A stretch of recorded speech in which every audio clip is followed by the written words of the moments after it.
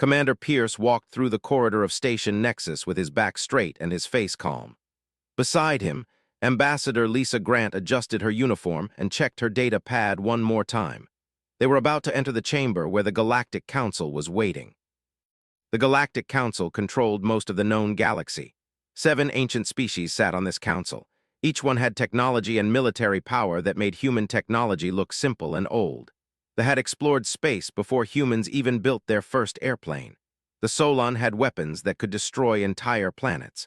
The Federation had ruled star systems when Earth was still a wild planet with dinosaurs. And then there was humanity, young, weak, new to the galactic stage. And Lisa entered the council chamber. The room was huge. The ceiling rose high above them, and holographic displays showed star maps and trade agreements. 7 beings sat in positions of power around a large table. Each one was different. Some had multiple arms. Some did not look like anything that walked on 2 legs. One species was almost gaseous, held in place by some kind of energy field. The representative, a tall creature with blue skin and 3 fingers on each hand, spoke first. "Humans, welcome. We gather today to discuss trade agreements and resource sharing in your sector of space." Had trained for this moment for 2 years. The Global Defense Council of Earth had given him exact instructions. He stepped forward and placed a data device on the table. "Before we discuss trade," said in a steady voice, "Earth's government has a message that all council members must hear. This message is from Admiral Victoria, commander of Earth's defense forces." Lisa pressed a button on her device. The holographic display in the center of the room changed. The face of Admiral appeared above the table. She was old, with gray hair and a hard expression. Her uniform showed she had served in Earth's military for 40 years. The Admiral spoke directly. "The Galactic Council has treated Earth as a minor species, a young people with limited technology and limited power. But I speak to you now to tell you something important. We have discovered the invasion plans of the Empire. They will attack multiple worlds in this sector within 60 days. They will destroy billions of lives, and the Galactic Council will be powerless to stop them." The council members shifted in their seats. This was unexpected. The Admiral continued. "Earth has been developing military technology in secret. We have weapons that rival your own. We have defense systems you do not know about. We have tactical capabilities that your old methods cannot match. I'm telling the Galactic Council this. Unite with Earth now and stop the together, or Earth will stop them alone. And if we do this alone, the galaxy will learn that humanity is not weak. The galaxy will learn that humanity was only holding back." The hologram ended. The chamber was silent. The Solon representative, a creature with hard black skin and no visible eyes, made a sound that might have been laughter. "The human species warns us. Your planet has existed in space for less than 1 generation. You have no warships that compare to ours. You have no weapons that match our power. This is not a warning. This is a child playing with toys and making noise." The Federation leader, a tall purple being with 4 arms, spoke next. "We appreciate human effort, but they are a known threat. We have fought them before and won. Your interference would only complicate our military strategies. Your help is not needed." Felt anger rise in his chest, but he kept his face calm. This was the moment that mattered. "I have information you should see," said. He placed another device on the table. The holographic display changed. It now showed military data, specifications for human stealth fighters that could disappear from enemy sensors, orbital defense platforms with firing ranges that exceeded what the Council believed was possible, energy weapons with power outputs that matched the best technology in the galaxy, autonomous defense drones that could think and fight without commanders telling them what to do. The Solon representative stood up. "Where did you get these designs? These are not human technology. These are stolen specifications from one of our worlds." "No," said. "These are ours. Earth has been quiet while we built our strength. We asked for nothing. We took nothing. We worked in secret because we knew the galaxy would not respect us until we could show we were strong." Lisa added quietly, "We are still holding back most of our capabilities. What you see here is only what we are willing to show you." The leader stood and walked toward. He looked at the human carefully. "You are telling the truth. I can see this in your face. Earth has real weapons. Earth has real power." "Yes," said. "But why tell us now?" asked the Federation leader. "If you are so strong, why not simply destroy the yourself and claim victory?"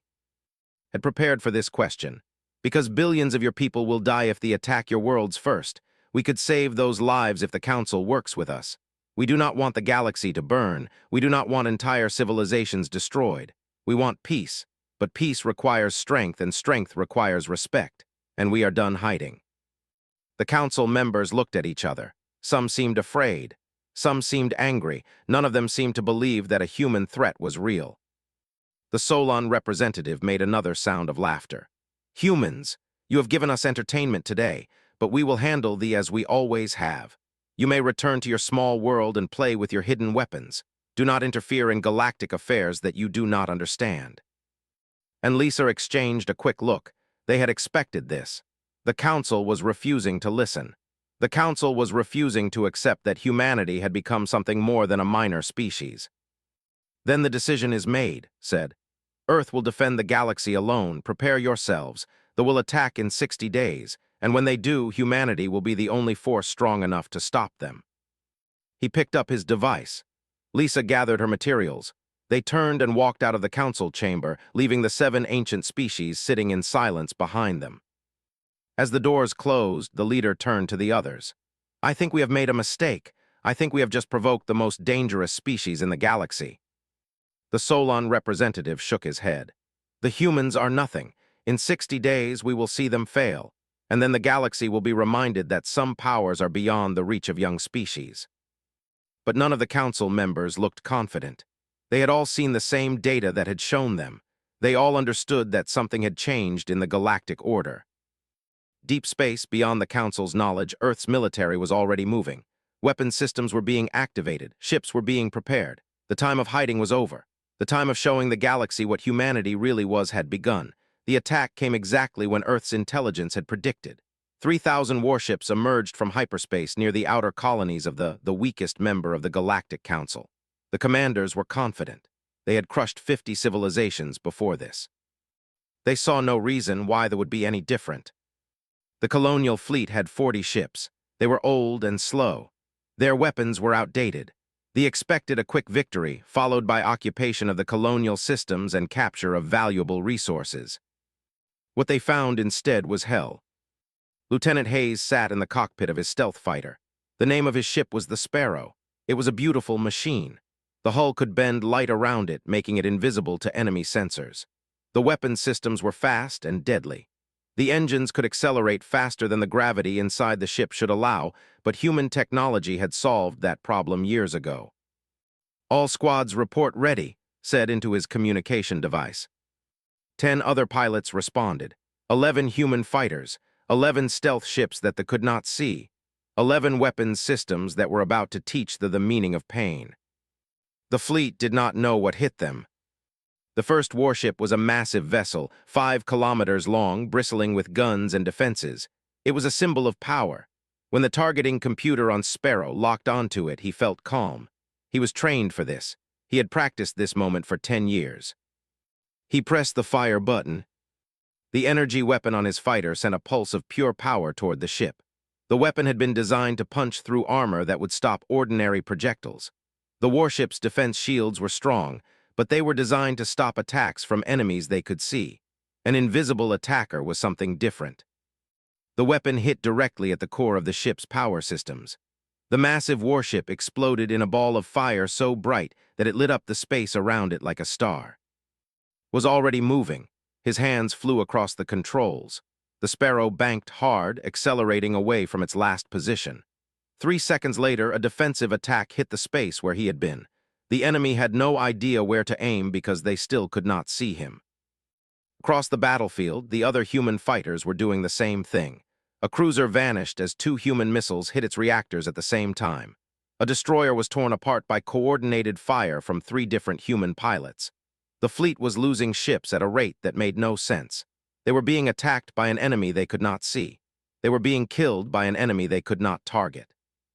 In 2 hours, 200 ships were dead. The human pilots had not lost a single fighter. The commanders made a decision. They called for reinforcements. If they could not defeat an invisible enemy alone, they would bring more ships. They would bring more weapons. They would overwhelm this enemy through numbers. But while they waited for backup, something else happened. In orbit around the worlds, hidden stations began to activate. These were not stations. These were human automated defense platforms. They had been built in secret, disguised as inactive mining facilities. Now they were very active. Each platform carried weapons systems that rivaled the power of a warship, and there were 37 of these platforms. The fleet suddenly found itself under attack from multiple directions. Missiles came from stations they did not know existed. Energy weapons hit their ships from angles that made no tactical sense. Their defensive systems were overwhelmed. Their commanders could not coordinate a response because the attack was coming from everywhere at once. In another 5 hours, the number of ships destroyed reached 400. They were now in full retreat. But humanity was not finished. On a secure command station high in orbit above Earth, Admiral Victoria watched the battle data on holographic displays. Beside her stood General, commander of Earth's Cyber Warfare Division. They had a plan for this moment. "Execute protocol strike," Admiral said calmly. General entered a sequence of commands. Across the galaxy, human cyber warfare specialists had been waiting for this signal. They sent out digital attacks against the fleet. They infiltrated the enemy's computer networks. They corrupted their targeting systems. They confused their navigation computers. They made their own ships turn on each other. The warships began to malfunction. Navigation systems pointed them toward asteroids. Weapon systems fired on their own ships. Life support systems started to fail. The fleet was being destroyed not just by weapons, but by its own machines turning against it. When the first wave of reinforcements finally arrived, they found a disaster. 1,000 ships already destroyed. A fleet in chaos. Commanders who were confused and unable to organize any kind of response.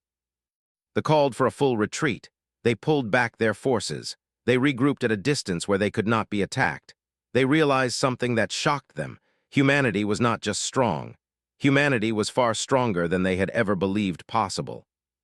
Admiral sent a message to every corner of the galaxy. It was recorded. It was sent to news networks and government centers on 1,000 different worlds. "This is Admiral Victoria of Earth," the message said. "The Empire has attacked. We have destroyed 1,000 of their warships. We have destroyed their first invasion fleet. They have chosen to retreat rather than continue fighting. I'm sending this message to inform all species in the galaxy of one truth. If they continue their invasion, we will eliminate them completely.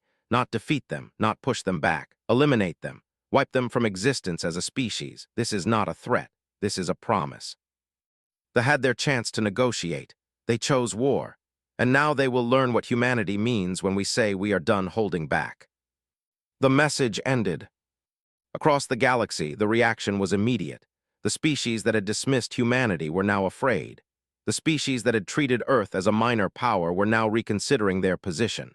The Galactic Council was in emergency session. Questions were being asked about how humans had done this. What kind of technology did Earth possess? What kind of military capacity had been hidden from the galaxy? But there were no answers. Earth was not talking.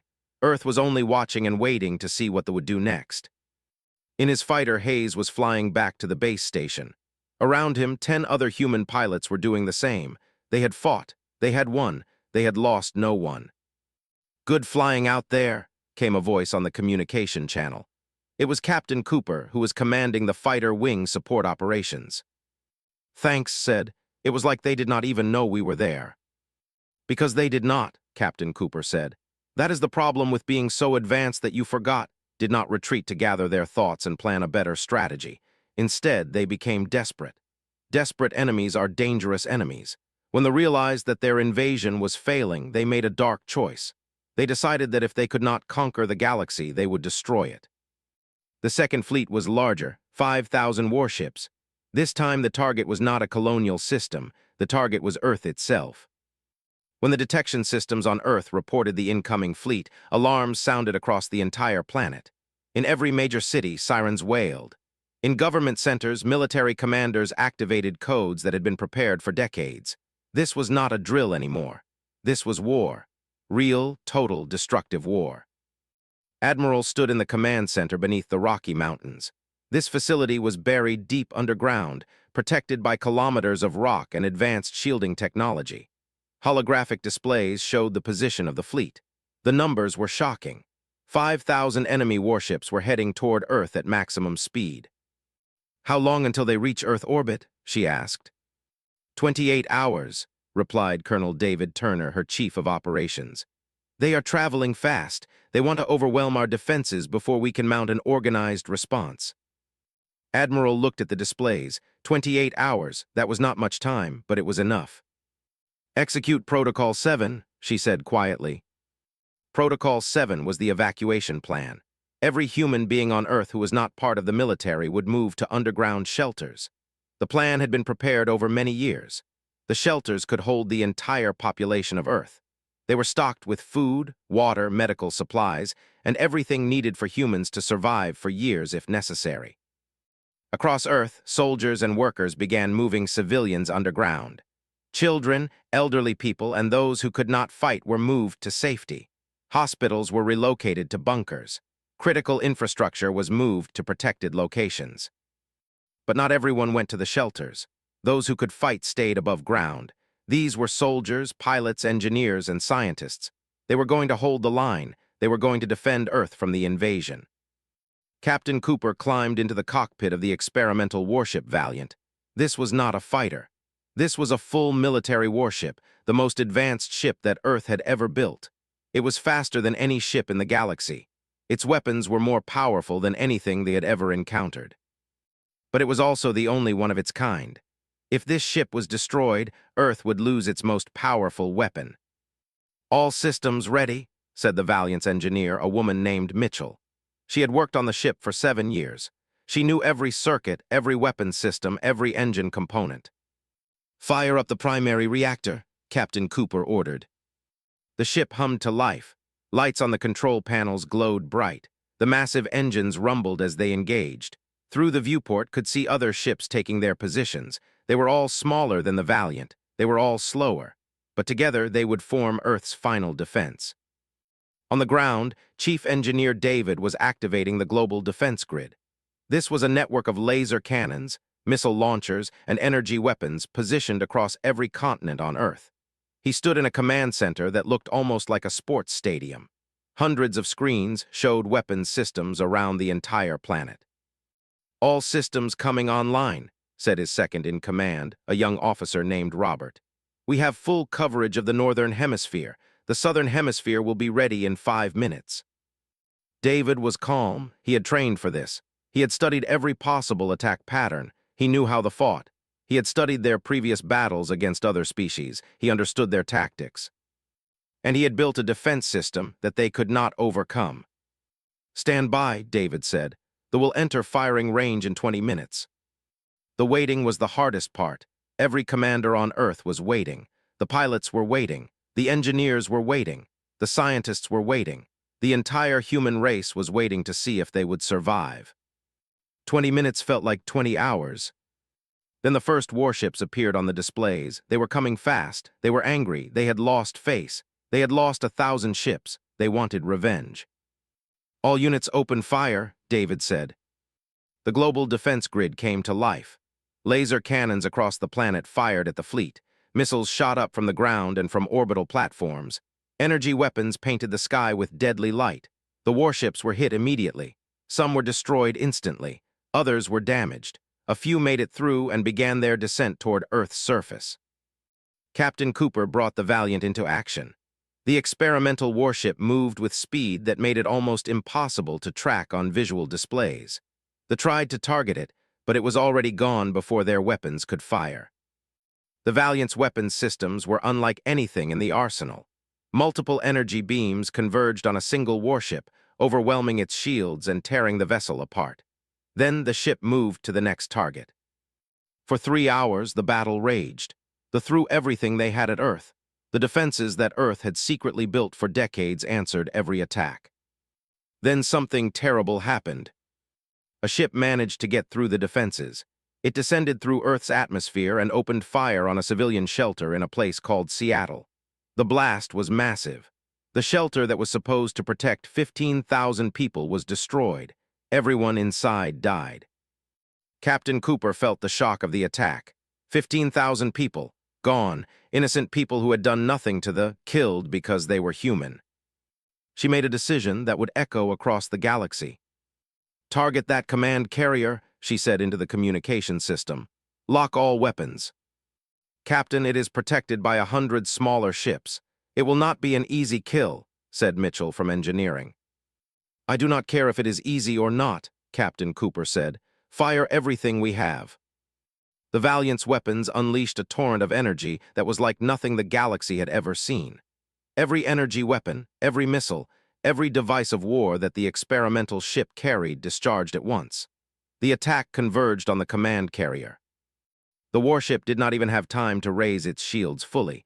The attack hit with the force of a star-going supernova. The massive command ship was torn apart. The explosion was so bright that it could be seen from Earth's surface. The fleet realized what was happening. The leadership was dead. Their command structure was destroyed. They had no one left to coordinate their attack. They had no orders to follow. In the confusion, Earth's defenses systematically destroyed the remaining ships. One by one, the invaders were eliminated. Some tried to escape. None of them made it away. By the time the battle ended, all 5,000 warships were gone. The invasion of Earth had failed completely. But the cost had been high. 15,000 people were dead. Multiple cities had been damaged. The scars would take a long time to heal. However, something else had happened. The galaxy had learned that Earth was not just strong. Earth was willing to fight to the absolute limit. Earth would not surrender. Earth would not back down. And they had learned that attacking humanity was a fatal mistake. In the celebration that followed, there was both joy and sadness. Earth had won, but the victory had cost lives that could never be replaced. Admiral sent another message to the Galactic Council. "They have been defeated. They no longer pose a threat to the galaxy. We are now fully integrating our weapons systems into the Galactic Defense Network. Any species that works with us will find us to be loyal allies. Any species that opposes us will be eliminated with the same efficiency we used against the era of humanity being a minor species is over. The era of respecting human power is just beginning." The message was clear. The galaxy had to adjust. The balance of power had shifted, and humanity did not understand surrender. They did not have a concept of accepting defeat and living to fight another day. In culture, defeat meant extinction. It meant the end of the species, so when they regrouped their remaining forces, they made a choice that was both brave and foolish. They decided to commit everything they had to one final attack. All remaining warships, all remaining weapons, all remaining soldiers. One final assault on Earth that would either destroy humanity or be destroyed completely.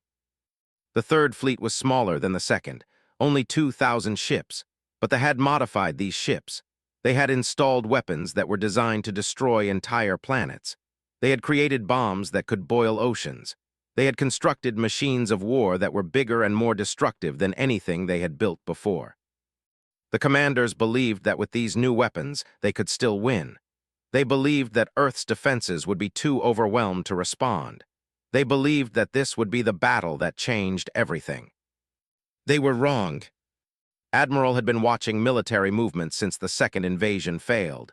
She knew they were building new weapons. She knew they were consolidating their remaining forces. She knew they were coming back, and she had prepared a response. When the third fleet appeared in long-range sensors, Earth's military was already moving into position. Every human warship that could be spared from defense duties was heading into deep space. Every fighter pilot was in their cockpit. Every weapon system was charged and ready. But this time there was no negotiation. This time there was no warning. This time Earth was simply going to end the war. Captain Cooper brought the Valiant into position alongside 3 other experimental warships that had been completed in secret. These were not quite as advanced as the Valiant, but they were close. Together, they represented Earth's ultimate military power. "All ships, report status," Captain Cooper said into the communication channel. "Ship 2 ready," reported Captain James. "Ship 3 ready," reported Captain Sarah Brooks. "Ship 4 ready," reported Captain Michael Hayes, no relation to Lieutenant, though they had trained together as young soldiers. 4 of the most powerful warships in the known galaxy, all piloted by humans, all armed with weapons that made the technology look like toys. They had no idea what was waiting for them. The fleet moved into attack formation. The lead ships accelerated toward Earth's defensive positions. They were moving with confidence. They believed they had learned from the previous battles. They believed they had adapted their strategy. What they did not understand was that Earth had always been 10 steps ahead of them. The first ship to enter range was a massive battleship. It was one of the largest warships in the fleet. It carried enough firepower to destroy a small colony world. Its shields were powerful. Its armor was thick. Its weapons systems were state-of-the-art. Captain Cooper locked the Valiant's targeting system onto it and fired. The weapon that the Valiant carried was not a single concentrated beam. Instead, it was a series of overlapping energy pulses that were designed to overwhelm shields and then tear through armor at multiple points simultaneously. When the attack hit the battleship, it did not simply damage it. It disintegrated it. The massive warship ceased to exist. In its place was a cloud of dust and expanding gases. The commanders could not believe what they were seeing. A single ship, a single attack, gone. But before they could react, Captain brought Ship 2 into action. Another warship was destroyed. Then Captain Brooks fired from Ship 3. Another enemy vessel exploded. The human warships moved through the fleet like predators hunting prey. The difference in speed was massive. The ships tried to track the human warships, but they were too slow. The targeting systems could not acquire locks on enemies that were moving faster than anything they had ever encountered. They attempted to return fire. Their weapons were powerful, their missiles were fast, but the human ships were faster. They were more maneuverable. They were controlled by pilots who had been trained in tactics that they could not predict. In 2 hours, 1,000 warships were gone. Then the new weapons that they had been so proud of finally came into range. The planet killers, the weapons designed to boil oceans, the bombs that could end entire civilizations. They launched all of them at once. Hundreds of weapons headed toward Earth. Earth's response was immediate and overwhelming. Chief Engineer David watched the incoming weapons on his displays. 1,000 weapons heading toward Earth, but David had spent years preparing for exactly this scenario. He had studied weapons design. He had predicted their attack patterns. He initiated the final protocol. Orbital defense platforms that had been hidden in deep space suddenly powered up. These were not platforms that simply shot at targets. These were platforms that could generate shield generators of massive power. They created a defensive field that covered the entire planet. The weapons hit the shield and simply ceased to exist. The energy barriers absorbed every attack. Every planet killer was neutralized. Every doomsday weapon was rendered useless. They realized something in that moment. They were no longer fighting an enemy. They were fighting an empire with resources beyond counting, an empire with technology beyond imagination, an empire that had made weapons specifically designed to counter every attack. The human warships continued their attack. Captain Hayes brought Ship 4 to bear on a group of cruisers. The human ship's weapons descended upon them like a hammer. 5 cruisers were destroyed in seconds. 10 seconds later, 5 more were gone. They attempted to retreat. The human forces pursued. There was no mercy. There was no hesitation. The humans fought like beings who understood that this was the final reckoning.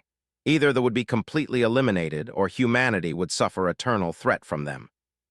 There could be no middle ground. By the end of the 3rd day of battle, the fleet had been reduced to 500 ships. By the end of the 5th day, only 100 remained. By the end of the 7th day, only 20 ships were left. The commander made a final decision. The surviving ships would attempt to escape. They would run to the far reaches of space. They would gather their people. They would prepare for the next generation to come back and challenge Earth again. But Captain Cooper had anticipated this move too. The human warships moved to intercept. The remaining ships were caught. They fought with the desperation of a species facing extinction. But desperation is not a weapon. Desperation does not make your ships faster or your weapons more powerful. One by one, the final warships were eliminated. When it was over, not a single warship remained in functional order. The entire military had been destroyed. The species itself had been broken. Admiral received the final report and sent it to every world in the galaxy. The Empire has been completely defeated. All military forces have been eliminated. The threat to galactic peace has been ended. Earth will now be accepting surrender terms from any world that wishes to survive. Those who do not surrender will be eliminated without mercy. This is not a war. This is an execution, and it is complete. The message was sent. The galaxy was now in a new age. The age of human dominance. The age when one species had the hall where the Galactic Council met was different now. Once, this chamber had been a place where 7 species gathered as equals, representing the power and wisdom of the ancient galaxy. Now, it was a place where those 7 species gathered to receive orders. Commander Pierce stood at the center of the chamber with Admiral Victoria on his left and Ambassador Lisa Grant on his right. Behind them stood the full military delegation of Earth. These were soldiers, engineers, scientists, and commanders who had just defeated the most powerful military force that the galaxy had ever assembled. The 7 council members entered slowly. They were no longer confident. They no longer walked with the bearing of beings who controlled the galaxy. They walked like beings who understood that the world they had known was gone forever. The leader spoke first. Admiral Commander Pierce, we have called this council to discuss what happens now. They are defeated, the threat is ended, but Earth has conquered vast territories and acquired weapons of unimaginable power. The galaxy wishes to know your intentions. Will Earth attempt to rule the galaxy by force? Will you demand tribute from other worlds? Will you become the new tyranny that all species must fear? Admiral stepped forward. She was old. She had gray hair and a weathered face. But when she spoke, her voice was strong and clear. Earth did not build its military to conquer the galaxy, she said. We built it because we were forced to. When we approached the Galactic Council, we asked for cooperation. We asked for respect. We asked for partnership as equals. The Council treated us as children. You dismissed our warnings. You ignored our intelligence. You refused to work with us. The Federation leader started to speak, but Admiral held up her hand to silence him. So Earth stopped asking, she continued. We took what we needed, we built what we required, we trained our forces, and when the test came, we proved what humans are truly capable of. She paused, but that does not mean we want to rule you. The council members seemed confused by this statement. What do you mean? Asked the Solon representative, the same one who had mocked humanity before the first invasion. I mean that Earth proposes a new order, Admiral said. A restructured Galactic Council. Earth will hold 3 voting seats on this council. The existing member species will retain their seats, but they will have to accept that they are no longer the supreme powers in this galaxy. Decisions affecting the entire galaxy will now be made with human input. Disputes between species will be resolved with human mediation. You are asking us to accept human rule, the said. No, said. I am telling you that you will accept human rule. The war is over. They are defeated. Earth has proven our military superiority beyond any doubt. You can accept the new order and live as trusted partners of Earth, or you can refuse, and we will remove you from power and replace you with leaders who will cooperate with us. The room was silent. Furthermore, Commander Pierce said, stepping forward, all military technology that Earth has developed will now be shared with allied species. Any civilization that commits to genuine cooperation with Earth and accepts human leadership will receive access to human weapons and defense technology. Any species that opposes us will not be allowed to develop such technology. You are taking away our independence, said the Federation leader. No, said Ambassador Lisa Grant. We are offering you a choice. Cooperate with Earth and share in Earth's protection and technological advancement, or refuse and face the same fate as those are your only options. The council members looked at each other. Some seemed angry, some seemed afraid. All of them seemed to understand that resistance was pointless. Over the next 3 days, the new agreements were signed. The Galactic Council was officially restructured. Earth held 3 voting seats. A human representative would sit on every major committee. Human military advisors would be stationed on the capital worlds of every species that agreed to cooperation.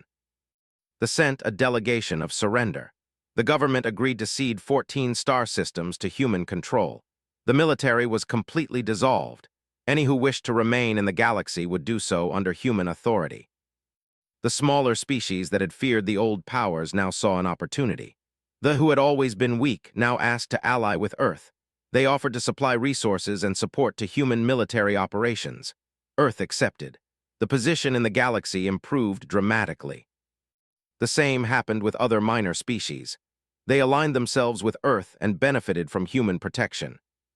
The only species that remained uncertain were those that had been most powerful before.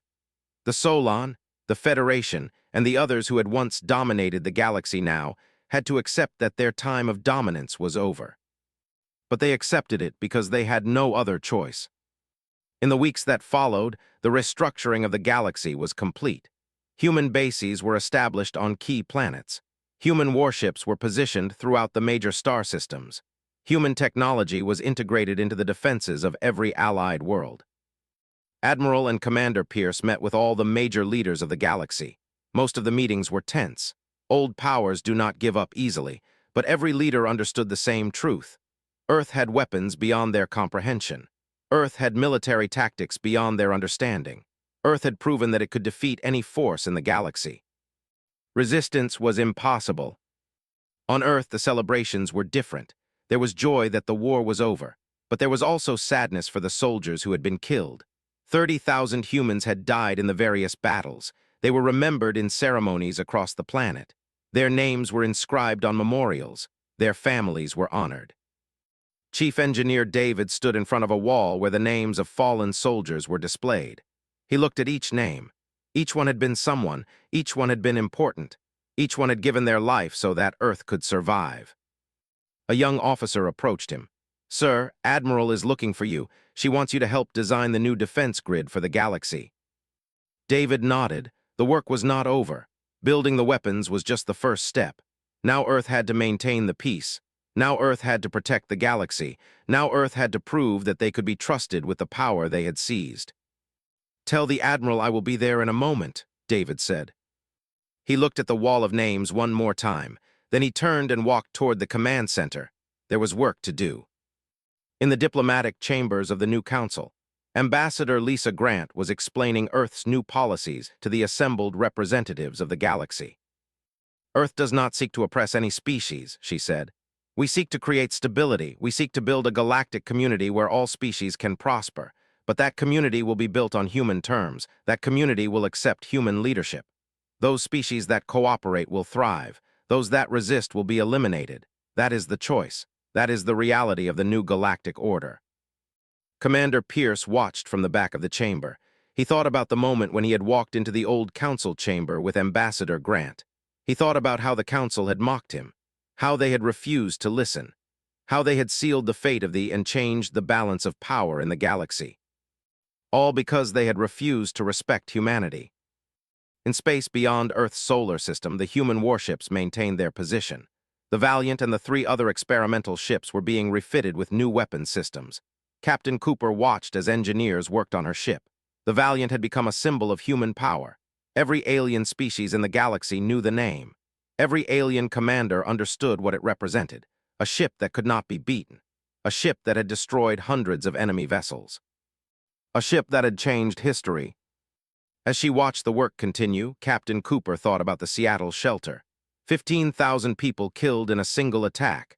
That attack had ended the war. It had shown that killing humans would not save them. That attacking civilians would only make humans angrier. That Earth would not stop until every warship was destroyed. Sometimes, she thought, mercy has to be replaced with absolute force. Sometimes compassion has to be put aside. Sometimes there is no room for anything but victory. The work on the Valiant continued. The ship would be ready for the next mission. It would protect Earth's interests across the galaxy. It would ensure that no other species would make the same mistake as the. It would maintain the peace that Earth had created through fire and steel. Deep in his underground command center, Admiral Victoria reviewed the status of Earth's galactic military operation. Everything was functioning perfectly. The defense grid was fully operational. All allied species had accepted human authority. They were no longer a threat. But she knew something that few others understood. This was not the end of the story. This was just the beginning. Other species existed beyond the known galaxy. Other powers might someday emerge from the dark places of space. And when they did, they would find Earth waiting. They would find a species that was prepared. They would find a species that had learned how to fight. They would find a species that would never again hold back. They would find humanity. And they would understand, finally, why Earth had been warning the galaxy all along. Why Earth had been holding back such terrible power. Why Earth had been afraid of what humanity could do if given no other choice. The age of humans hiding in the shadows was over. The age of human dominance had arrived. The galaxy would never be the same. And on Earth, in cities and towns across the entire planet, Humans went about their lives knowing one truth that would echo across every star system for generations to come. Humanity had been holding back, and when they stopped, everything changed. Of itself to be superior to all others through sheer military power and technological advancement. The age when Earth stopped holding back. As now in control. Stay humble, the thought they were the strongest military in the galaxy. They were wrong, and now the whole galaxy knows it. The human fighters landed safely. The pilots climbed out of their ships. They were tired, they were shaken, but they were alive and they were not coming back soon. The time of Earth's hiding was truly over. And Lisa flew back to Earth in silence. They both knew what was coming. War, real war, the kind of war that would change everything. And Earth was ready.